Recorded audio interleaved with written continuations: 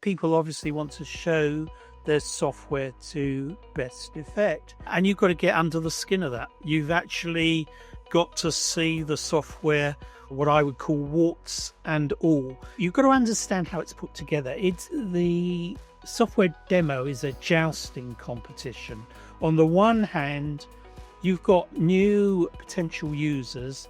They have to understand how the software's built. You can't do anything until you've got pass base, okay? So you've got to understand how the software is configured.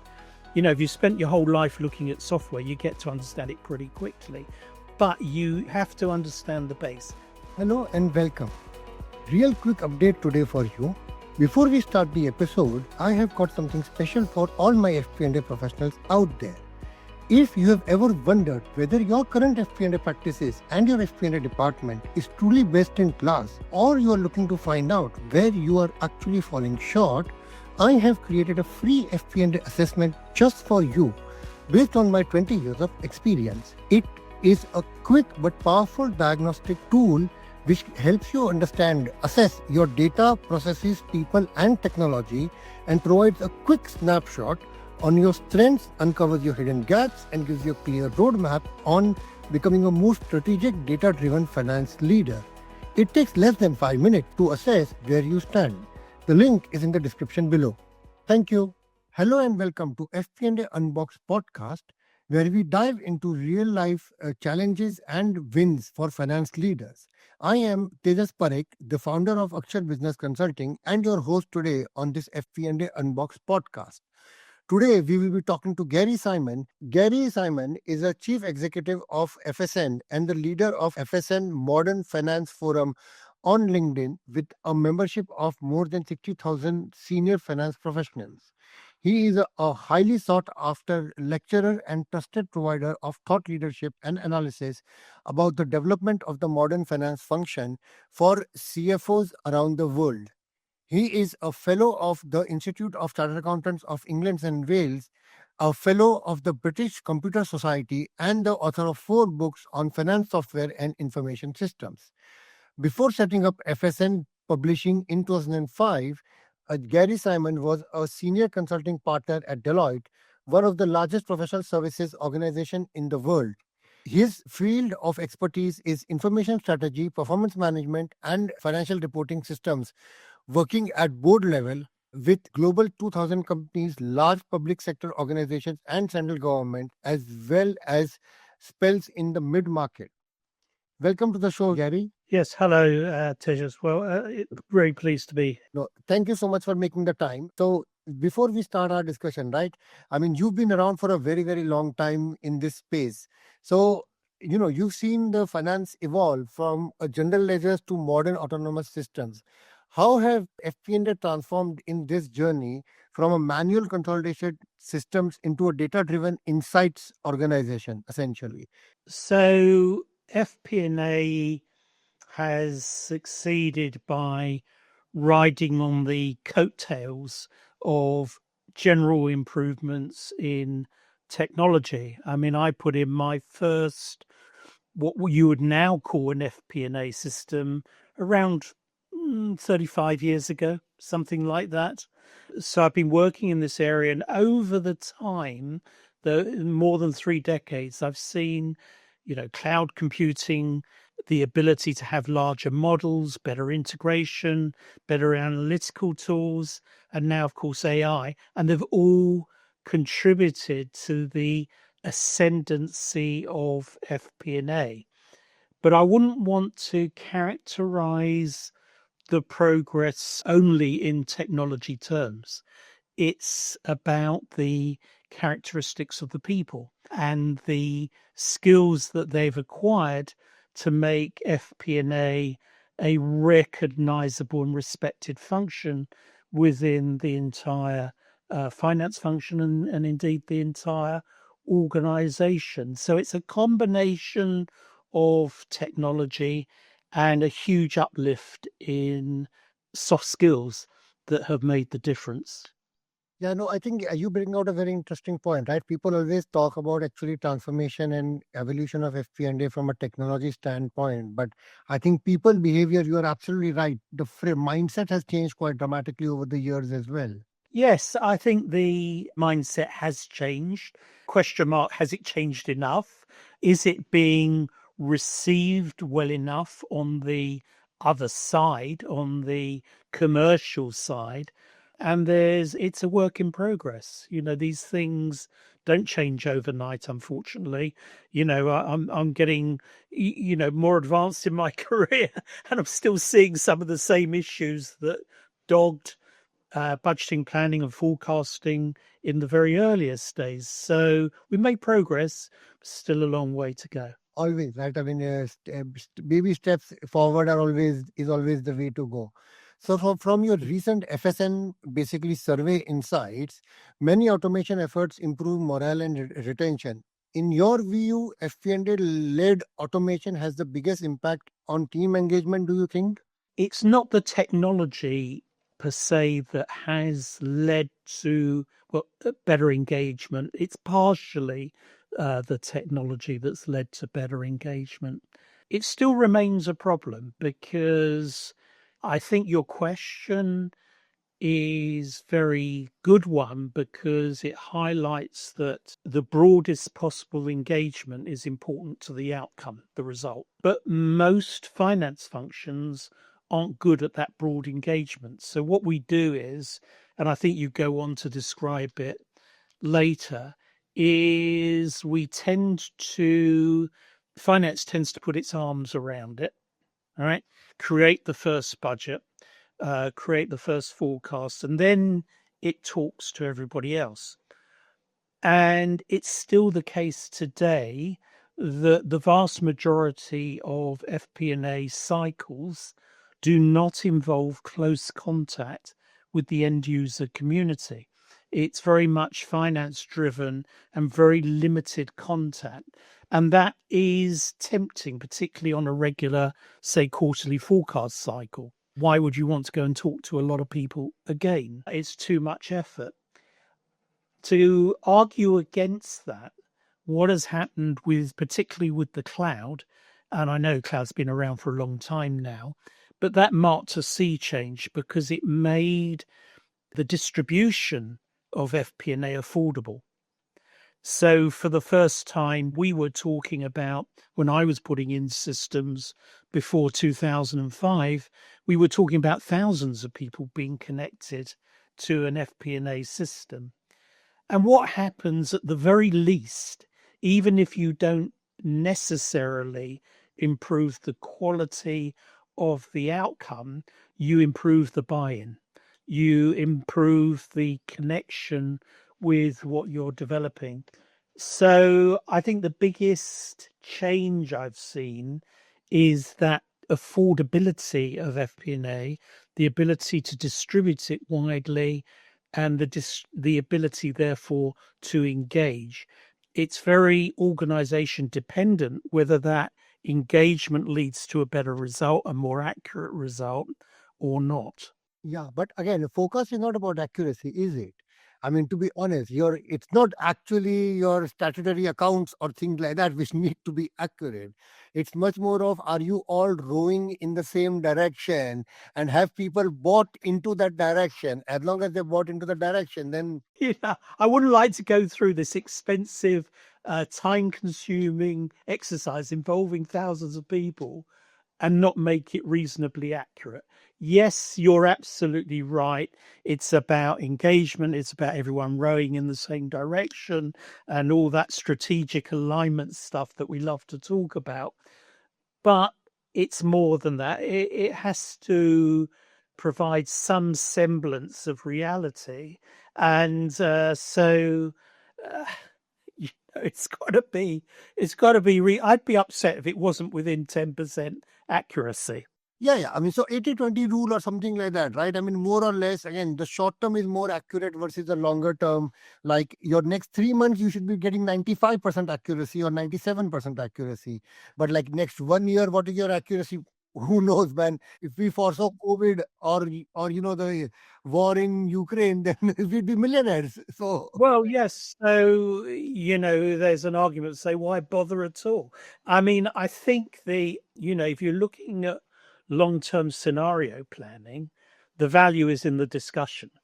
It's not necessarily in the numbers. So it's about bringing together the people who are going to drive the direction of the organization, who are looking at the threats and opportunities on the horizon, who can guide the company. So, look, obviously, the further you get out on the time horizon, the less accurate. But if you're talking about quarterly forecasts, you're moving from one quarter to the next quarter, should be reasonably accurate. What we found in our surveys is actually we're getting them faster and faster, but we're not necessarily getting more accurate.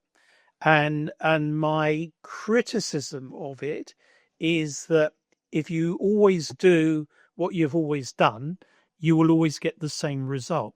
And the problem is that people don't rethink the assumptions that they're making from one quarter to the other. They don't rethink new consequences, new events, and so on that have an impact. They just press the button, roll over to the next quarter's forecast, tweak it a little, and surprise, surprise, it's not that accurate. So we have to be careful with automation. You can sit back and press a button, or you can think about it. And for all the automation that we've learnt about over especially the last 5 years, there's still a big role for using our brains to really think about where the business is going. So, as a leader of the Modern Finance Forum, right, which you've championed embedding AI and analytics into FP&A, what practical steps should finance leaders take to drive this shift internally in terms of, people being able to actually get the demos that the software companies are showing you? Are you actually getting that result in the output and things like that? So, how does finance leaders ensure that the shift is happening within their business as well? So the shift, as you describe it, is really about creating confidence. It's, are we confident in the numbers that are being produced by our algorithms, by the automation? Are we, one of the biggest problems I still see is data collection across multiple feeds. Are we confident that we're getting the figures inaccurately? Have we picked up all the errors in those feeds? Have we incorporated all the feeds we should have done? Have we spoken to all the people that have visibility of what is actually happening at the coalface? So the mind shift is to not view FP&A as a black box. It's to understand what is happening in that model. How do we flex it? How do we make adjustments? Can we see what the real impact of the changes we're asking are? Can we actually understand? Can we trace all the way back from a modified figure to the original figure and see how we've changed it along that path? And so the mindset shift, as you put it, or, what practical steps could we take?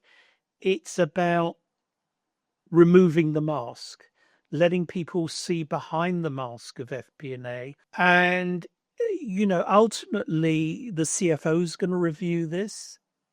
He trusts his head of FP&A, but if he can't understand or she can't understand exactly where the numbers have come from, they're not going to be content with that. So it's about FP&A putting the technology to one side, or indeed explaining what the technology is doing so that people who are not familiar with the high tech bit of it can take it on board. Yeah, no, but again, so some of the complaints, I think one of the discussions on even the FSN group, which I had noticed, was around the fact that the demos and the real life experiences are not living up to the demo levels and things like that. So, any thoughts on that one? Yeah, absolutely. I mean, nothing new under the sun. I've been attending demos for 40 years, and I have to tell you, There's always quite a lot of smoke and mirrors.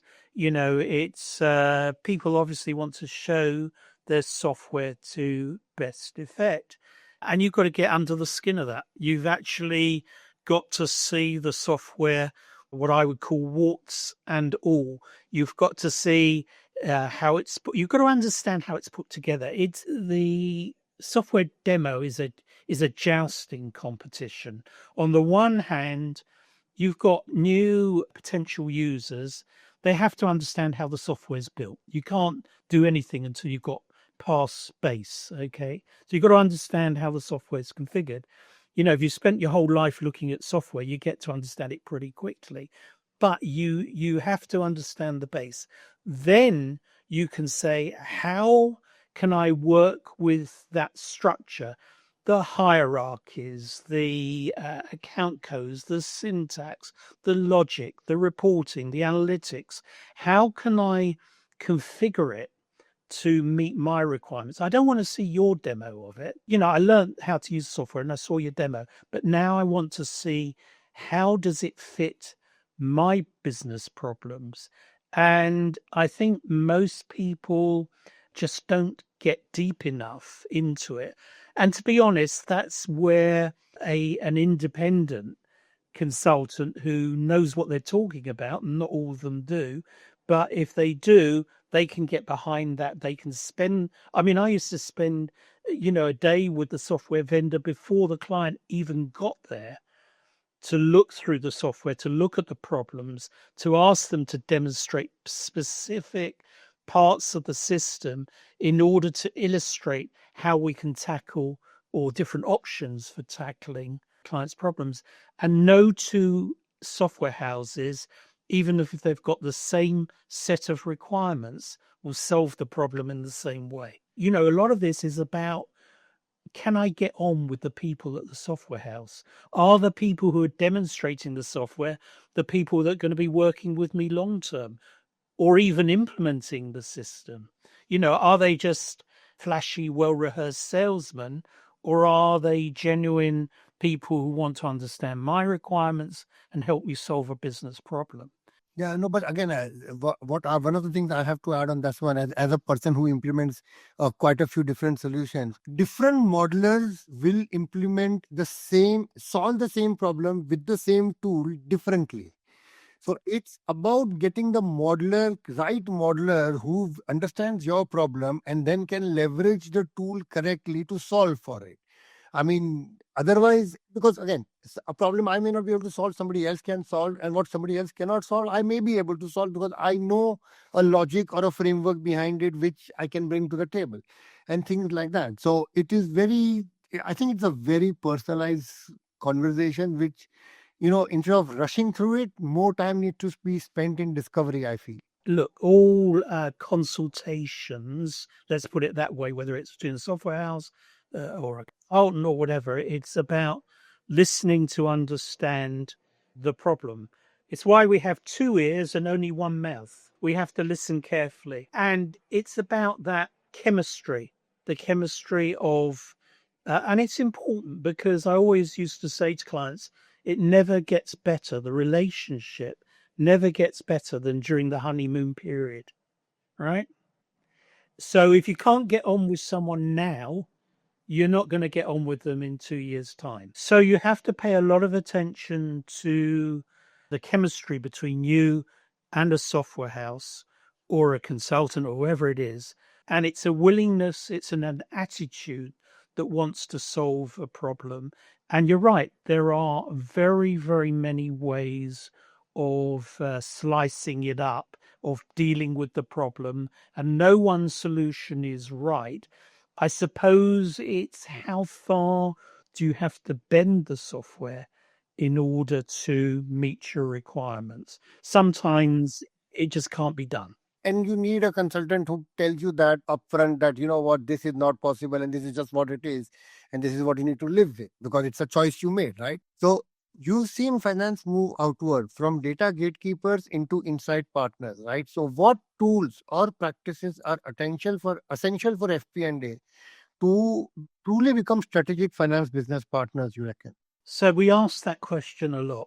And I think most finance professionals or mature finance professionals will say, number one, it's about understanding the business.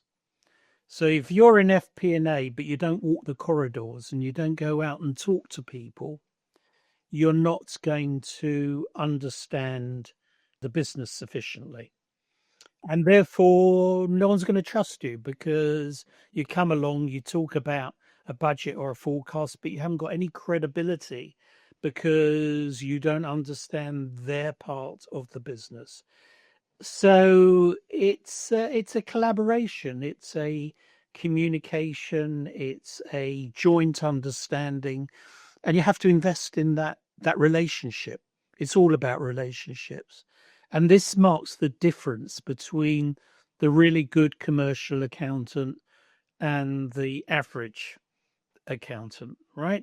I always say the acid test is this: does the function that you're working with pick up to the phone to speak to you to discuss a problem, or do you have to pick up the phone to speak to them?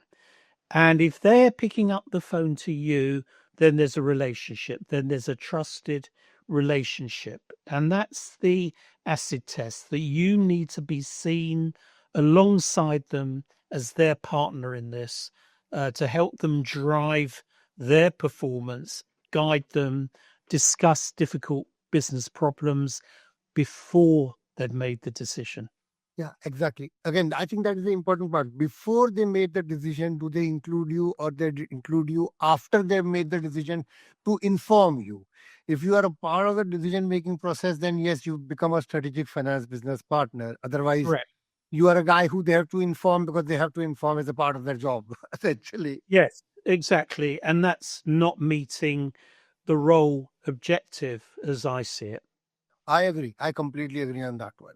So, can you share a success story, perhaps, right, from the modern FP&A, Modern Finance Forum member, where FP&A automation dramatically improved decision making speed and accuracy? So I think we see it in our research. I can't point to one specific. I mean, people do write about their specific successes, but I've seen it throughout my career, in the very, very earliest days when we replaced spreadsheet data collection with a centralized, controlled environment for updating budgets, that cut the speed of that part of the process in half.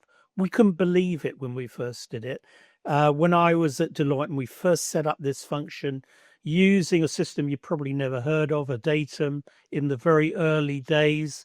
It was client server and so on. And we couldn't believe the results we were getting. We couldn't believe how fast people were able to complete a budget cycle. And not only that, because of constraints in those days with computing power and model sizes, we could only do one part of the organization at a time. So what used to happen is other functions used to see what we did, and then they'd say, "Can we do it? Can we do it?" And we would never be able to get out of a large organization because, we would say, "Well, I have to train you to do it because we can't spend all this time with one client." But everybody enjoyed enormous success out of that. The accuracy bit is different. The accuracy comes down to a lot of factors that we talked about earlier, and not everybody enjoys enormous accuracy. And to take your point, it depends on the time horizon that you're looking at. But I think if you're looking at automation for delivering a budget or forecast, automation has been brilliant. For getting higher levels of engagement, it's been brilliant as well. For accuracy, it's not that it's not accurate, it's that we haven't seen the same dramatic impact on accuracy as we've seen with speed. So speed's gone from here to there, accuracy's gone from there to there, and it's plateaued. It's stayed exactly the same, give or take. accuracy also depends on the guys who are ultimately giving you the inputs, right? So how engaged and less engaged are they? It completely depends on that element of it, essentially.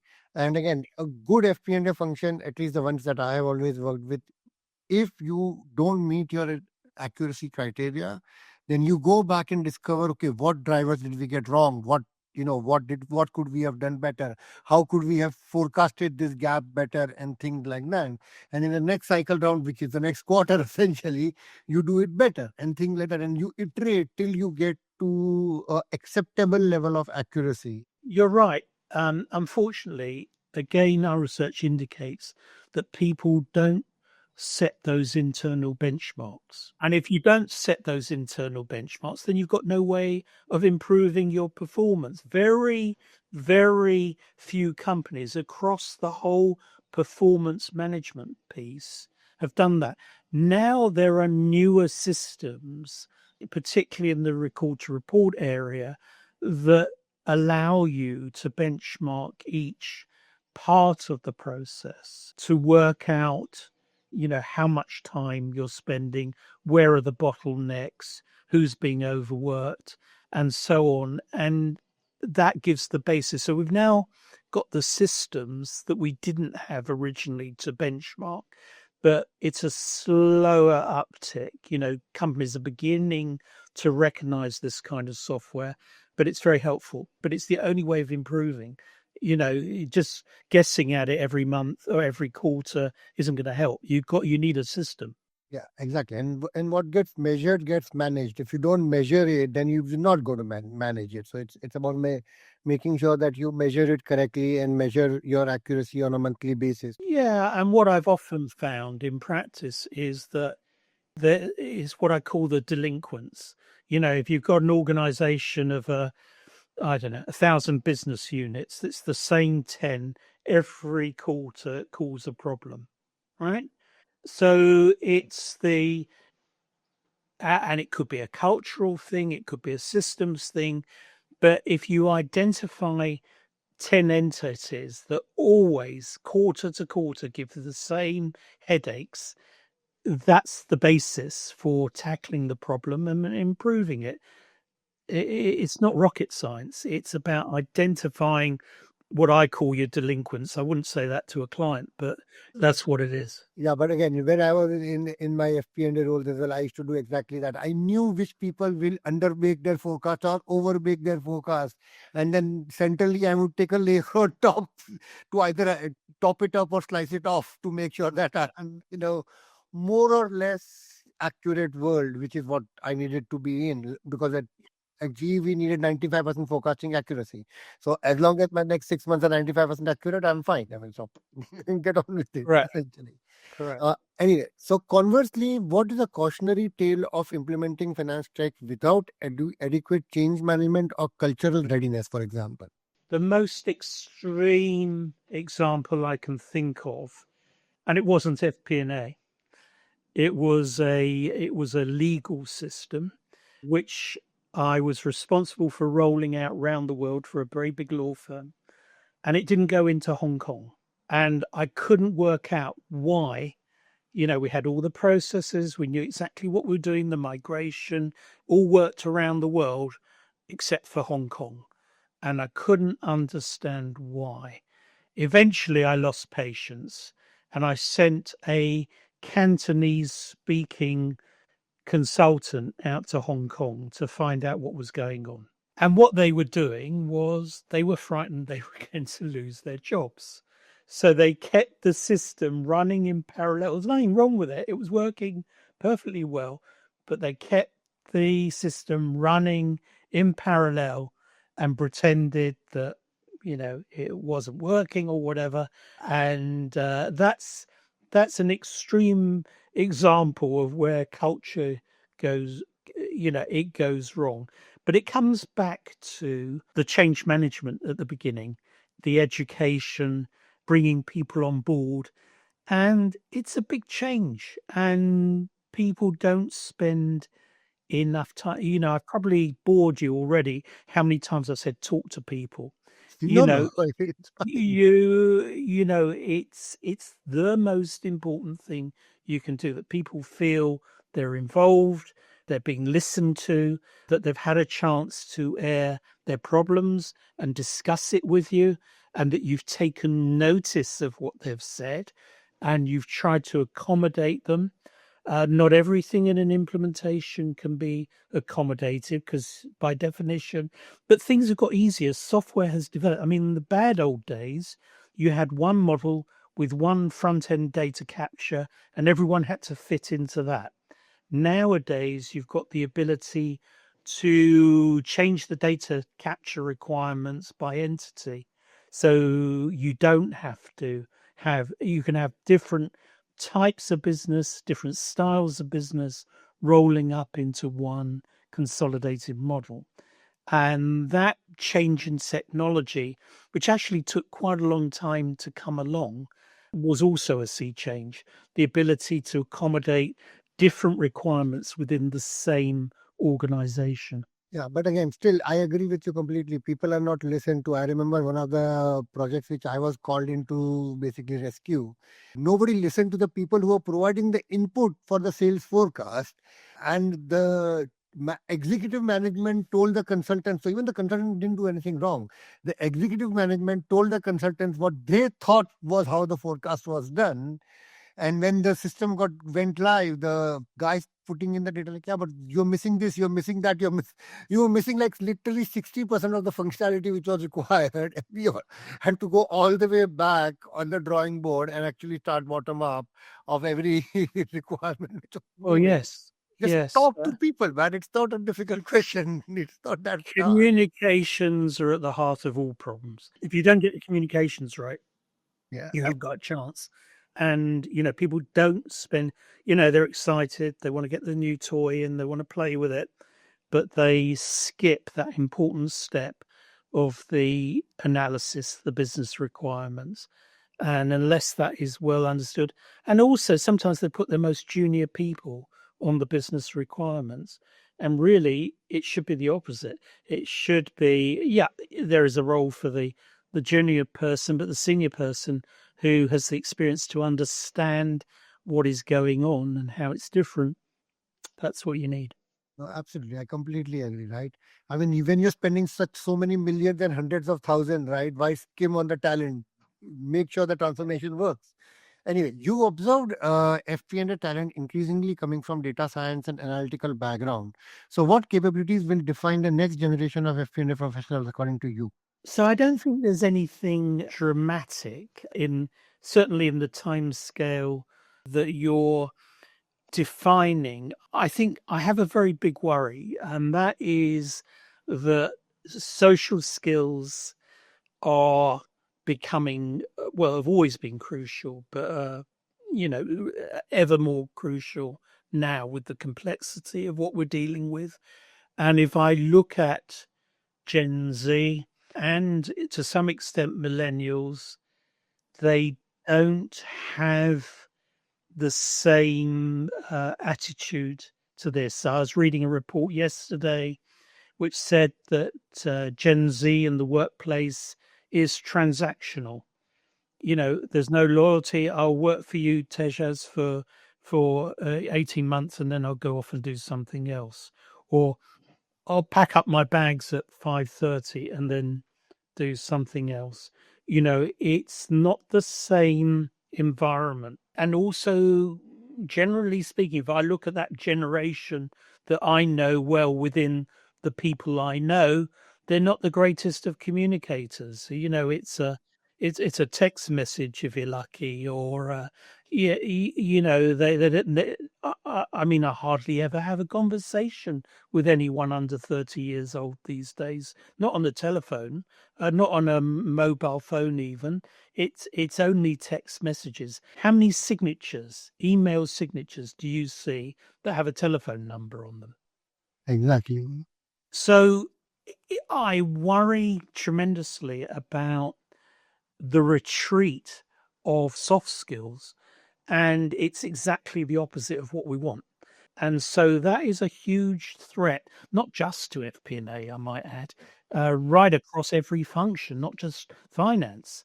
And I worry about where this is going, particularly with AI bots. I went to, we're coming into the summer holiday period.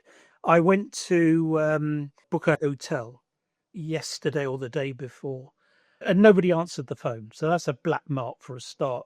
Big hotel, no one answered the phone in reservations.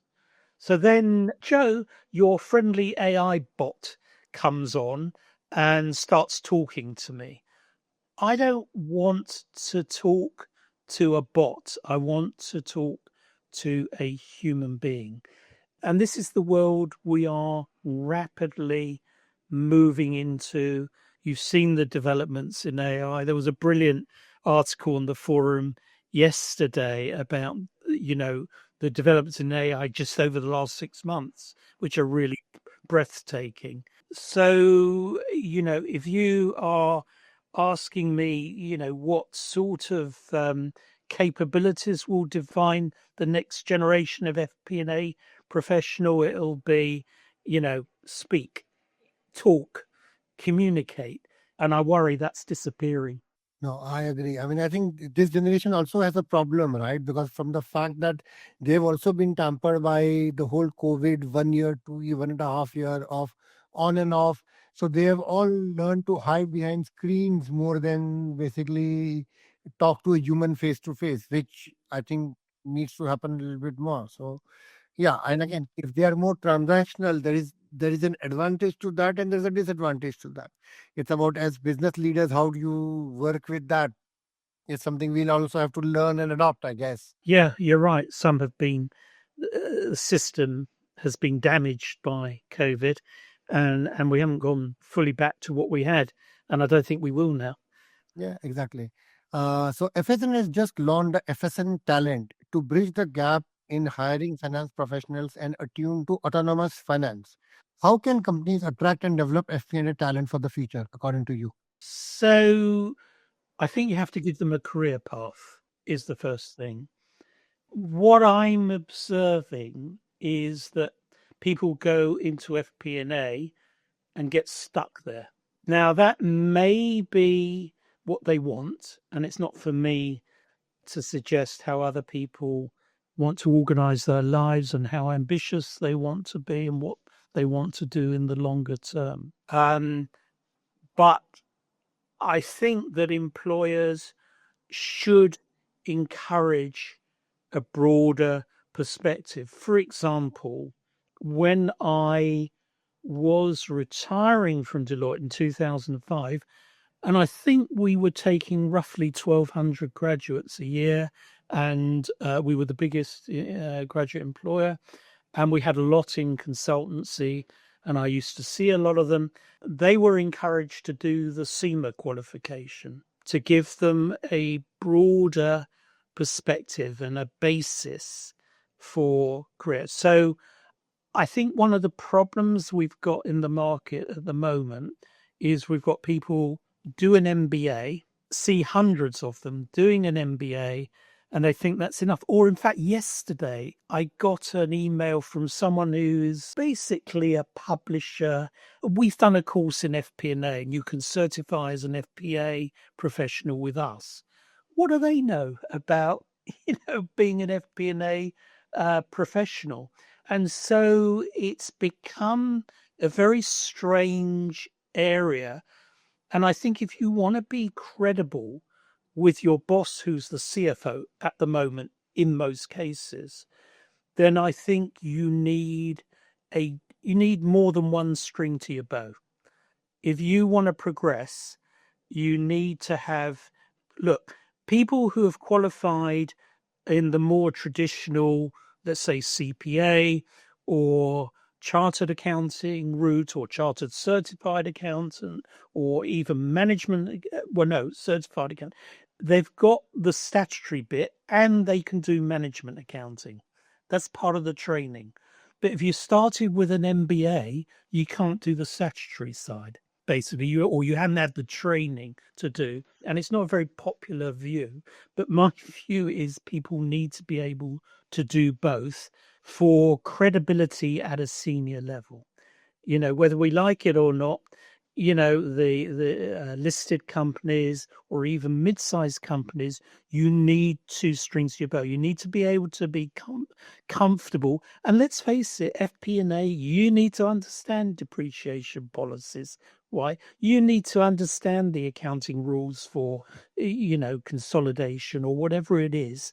If you haven't got that, then you're at a disadvantage. So for me, FP&A professionals, if they want an enduring career, there's no problem starting in FP&A. I think it's great and learn the commercial skills. But outside of that, I think employers have to help people become more commercial. Now, a lot of people go into accounting and they are people that, like to stay in the office, don't like talking to people. It's the traditional stereotype, but not all accountants are like that. And we have to encourage them to go out to different departments. And large employers, could do rotations through different business units abroad or in the home country to give people the experience of the business, because you can't be a serious FP&A professional, as we said, right at the beginning, unless you understand the business. Absolutely. Again, we've heard that from a lot of our podcast guests as well. So you're absolutely on point. I think a lot of the people are saying this on an ongoing basis. So how should basically a CFO align FP&A leaders to ensure that the finance function keeps pace with digital transformation, especially when IFRS, ESG reporting, analytical demands, everything keeps colliding and the demands are pretty much endless? Well, I think it comes back to the point I made just now. You have to have FP&A professionals that straddle both sides of the accounting sphere, if you like. They're as comfortable talking about commercial accounting issues as they are about newer technical issues like ESG or IFRS or whatever it happens to be. So I don't think it's a big issue, but if you have people that are purely going into FP&A with a limited breadth of qualification, then I think they're going to struggle to align themselves with the broader finance agenda. They have to be able to do both. Sure, cool. So if I now go back to my three final standard questions, right, which I'm asking all my guests. So where do you think is the future of FP&A in next 3 to 5 years? I mean, let's put the AI piece aside, but as normal FP&A professionals, where do you think the future of FP&A is for next 3 to 5 years? I think the most important thing is that FP&A should see themselves as more closely integrated with finance in the future, and not there are a number of people out there who are trying to drive a wedge between FP&A and the rest of the finance function, which I think is unhelpful. I think FP&A in the future should see it as professional equals with the rest of the finance function. And I think in order to achieve that, they should concentrate on being more closely integrated. I don't think there are other massive changes organizationally speaking anyway. I don't see that. So what is the one thing most FP&A functions now? Because you talk to a lot of leaders in CFOs and finance leaders and FP&A leaders, right?